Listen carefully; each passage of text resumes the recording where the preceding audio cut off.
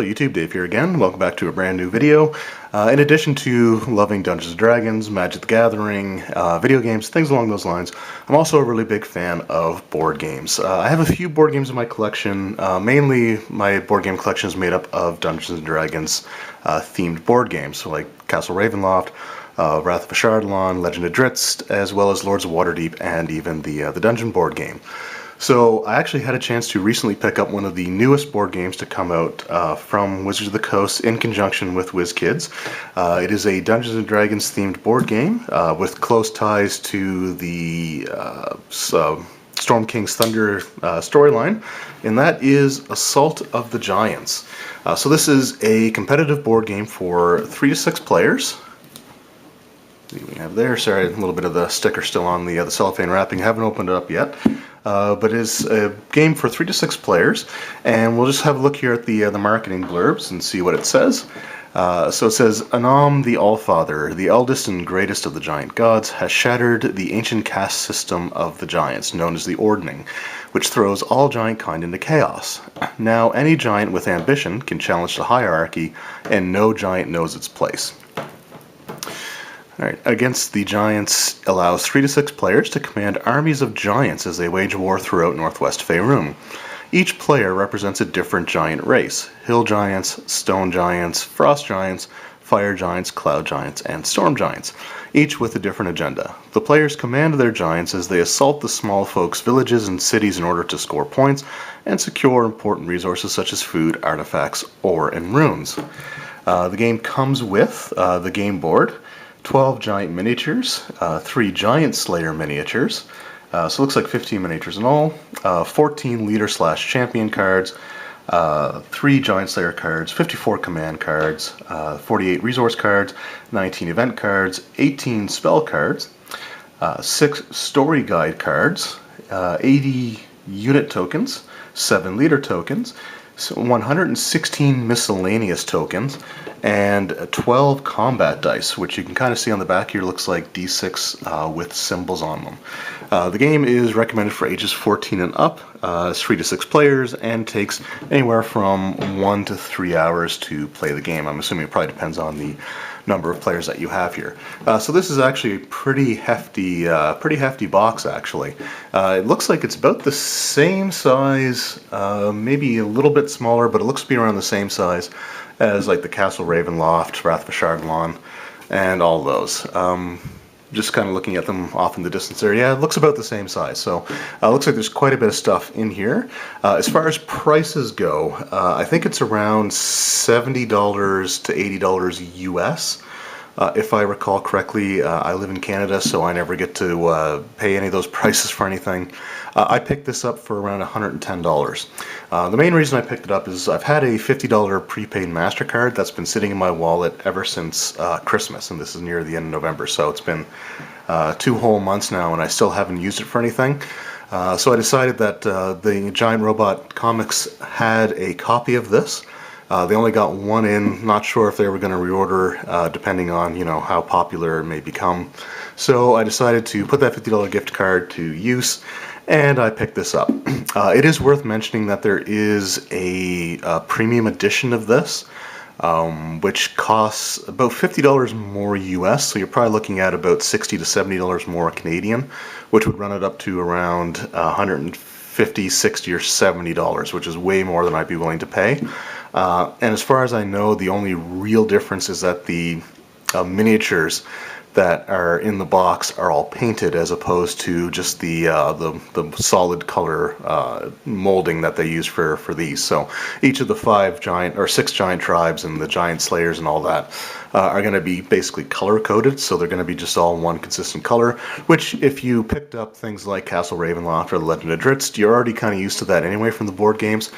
So again, I just couldn't see myself wanting to pay that much more for the painted miniatures, but if you're a hardcore collector and you want to get this game, you may want to look out for that one because again, you know, it would have the painted miniatures, which would certainly look cooler, but again, just not worth it for how much I'm probably not going to end up playing this game. So this isn't going to be a full review because I know very little about it. I haven't looked at the rule book. There, you know, you can look at it online. I haven't looked at it. I kind of want to go in blind because I just want to do an unboxing video for now and give it a week or two, and I'm going to come back and do a full review, hopefully after getting a chance to play it at least once. So we'll kind of see how that goes. So what we're going to do now is we're going to basically open it up and have a look inside, and we'll see what comes in the box. Alright, the plastic is off, so let's lift the lid off and see just what we got here. So just one moment here. It's a kind of a snug fit, but it does slide off. There we go. And we'll just kind of put that in the background there. Alright, so it does come with the rule book. It doesn't list the rule book on the box itself, but thankfully it does actually come with it. So I was a little bit concerned about that, just where they had the rules available for free and it wasn't listed on the contents, but again, thankfully everything's all there. It's actually also in its own kind of cellophane bag, which is neat, just covered with a little bit of tape there. So I'm not going to go through the rule book just yet. I'll probably save flipping through the rule book for the actual review itself. But we have here also, whoops, looks like our sheets of tokens. So let's just have a look, because these I probably will flip through. It's nice that they have this stuff in a bag, but I would have liked some Ziploc bags, and it looks like the tape is on there enough that it's not going to look good once you get everything off there. So let me just break out the old pocket knife again.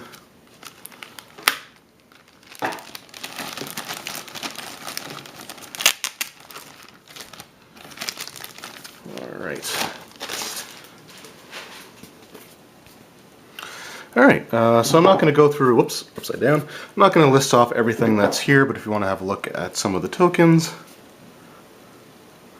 looks like there's markers there for each of the 6 giant races events, so you probably put the events down on there. Now, what's kind of neat about this here, Linar Mall, if anybody watches Acquisitions Incorporated, which is one of my favorite things to watch on YouTube, during their live game from PAX Prime 2016, they had a model where they were basically the encounter location that they were in was this castle, looked exactly like this with the spires, the domes there. So it's just kind of cool to see stuff like that. And again, the Storm King's Thunder book had a cool reference to Acquisitions Incorporated again, where they had the balloon ship that they used as a model. They actually had maps of that in the adventure itself, which is again pretty cool. Now these, again, are upside down, so again, these must be some sort of scoring things. I don't know much about it, and I'll have more detail on it obviously when we get to doing the full review in a couple of weeks' time. Just a whole bunch of number 4s, and whoop, one of them popped out, so that is an ordning point. So I guess that's how you collect points. Just pop that back in for now. So we got 3s, and stone or fire giants, hill giants. It's kind of cool. 2s, and of course 1s, and a bunch of other tokens again, which I don't know a whole lot about, but I'll cover that in the full review. We also have the game board. I'm not going to take it out just yet because again, I'll probably save that for the full review. But again, on the back of the box, it did show us actually just basically a map of the nearby, like the northern region of the Forgotten Realms, which is pretty cool. And here are our dice with various symbols. Looks like a shield, clubs, where I see 1, 2, and 3. The different colors may be for the different types of giants, perhaps, because it looks like they're color-coded with the miniatures that are inside. But that's pretty cool. Some X's, some different marks here, so comes with quite a few cool dice, which is nice. Now again, one of my major beefs is that this isn't a resealable bag. One of the things I always like is when board games actually include sort of like little Ziploc bags that reseal for your components. So it would have been nice to have had that, especially for the dice. But it is what it is. There's a nice section in the tray here that looks like it holds the dice perfectly as well. So, you know, hopefully they won't move around too much with the board game, or the board and all the other stuff in place. And here we've got our cards. It's a lot of cards to go through, so again, I think I'll save the actual cards themselves for the video, because I want to know what I'm talking about when I look at them, but that's a pretty hefty stack of cards. The main thing I wanted to look at actually were the miniatures. So I think they're basically remolds from the Storm King's Thunder miniature line that WizKids put out. It's usually what these board games do when they include plastic miniatures, is they just do remolds of some of their miniatures. So let's actually start with the smallest ones that we've got here. The Dragon Slayers. Now the only thing is that they may not actually be, now that I come to think of it, they may not actually be remolds from the miniature line, because they're on different scales. So for example, the Dragon Slayers are all on what would be normally considered small bases. So they may be unique figures. They may not be based off of ones from the miniature line. I don't really know, because I only bought the one booster and I don't know much about it. So those are the Dragon Slayers. As you can see there, if it'll kind of focus on them. Or not Dragon Slayers, Giant Slayers. The only thing that's a little bit disappointing, because I know that the Giant Slayers are named. They have cards that correspond to their names. Would have been nice to have seen them actually have their names imprinted on the bottom bases like they did with the other miniatures game. So that's a little bit of a knock, but once you play the game, once you get familiar with it, obviously it's not going to be a big deal, because the three figures do look completely different. Now, as for the giants, let's start off, looks like, so there's 2, 4, 6, 8, 10, so it's 12. Looks like 2 giants of each type.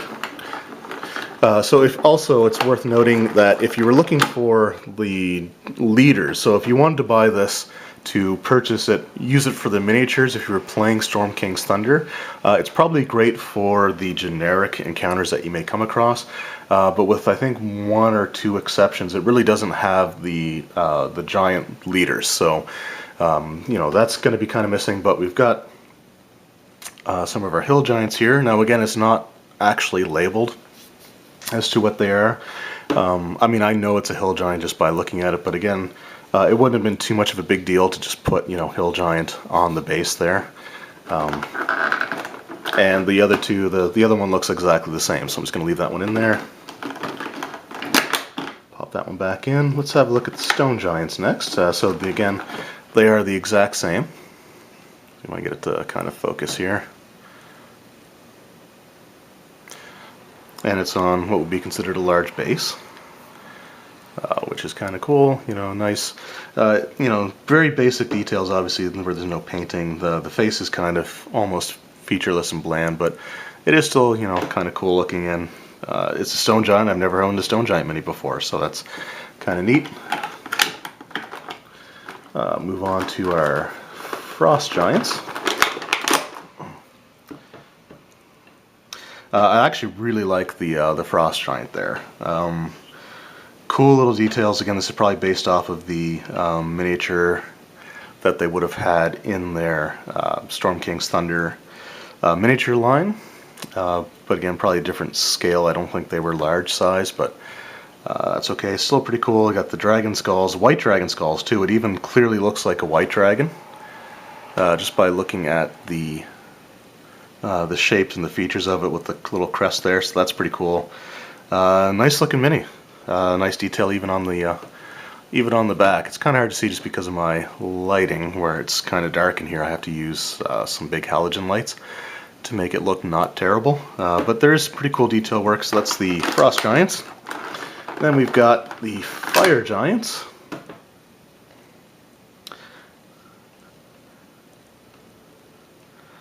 Again, pretty cool detail. Got the flaming sword, little fireball in their hand, little thing back here.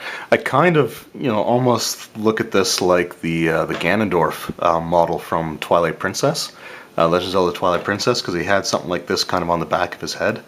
So just kind of funny there, I guess, which is actually, interestingly enough, I was considering when I go to run Storm King's Thunder, I usually use miniatures in combat. So I was thinking that if I had to use, if they went up against the fire giants, for example, I would probably use my Ganondorf amiibo because he kind of looks like a fire giant size, more or less appropriate enough. So that's kind of cool. That's them. And we've got our cloud giants.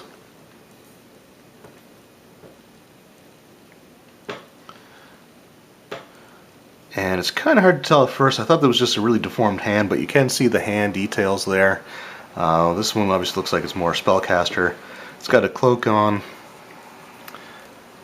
Again, you know, pretty cool mini. Both of them, again, look the exact same, so there's no differences between them. Now when it comes to the Storm Giants, which are at the top of the ordering,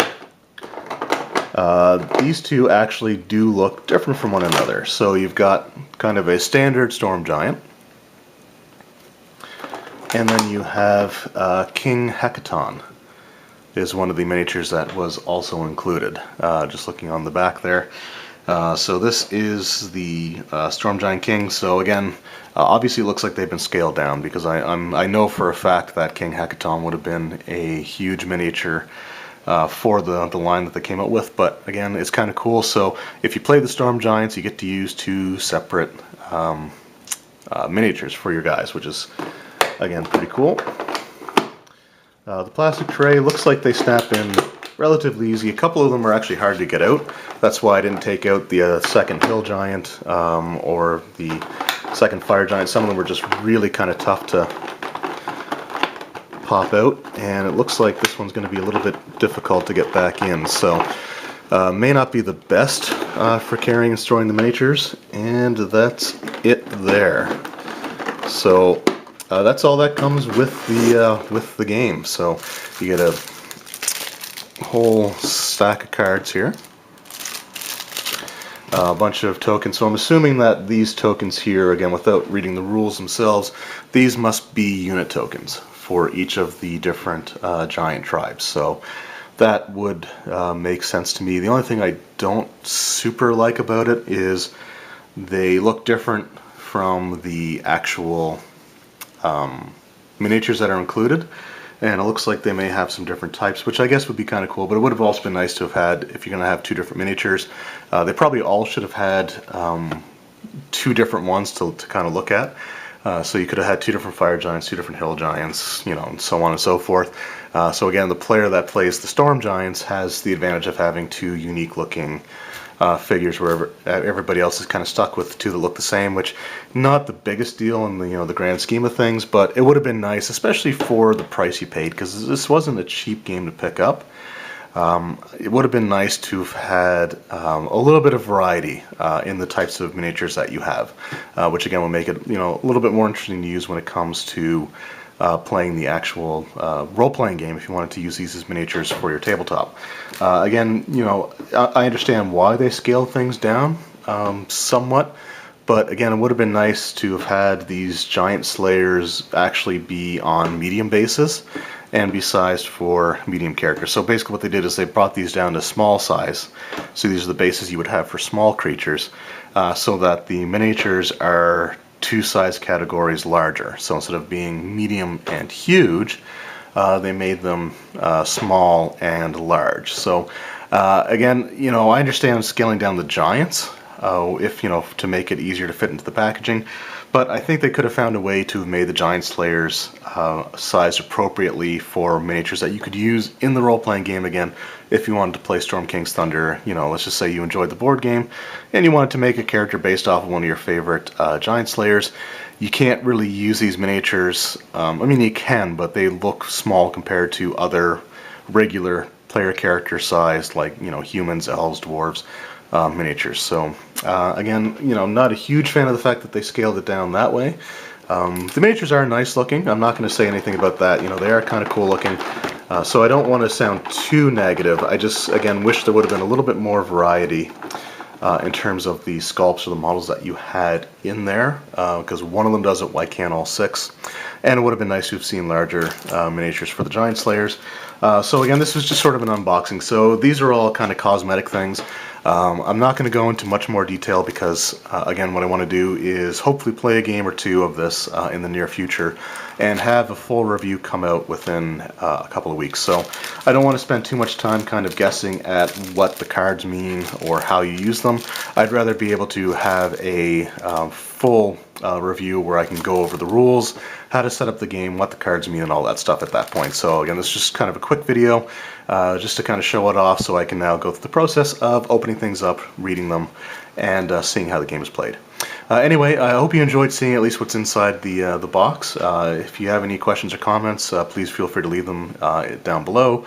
I'm going to try to get back to responding to the comments as quickly as I can. Things are still going to be probably a little bit thin for the next few weeks.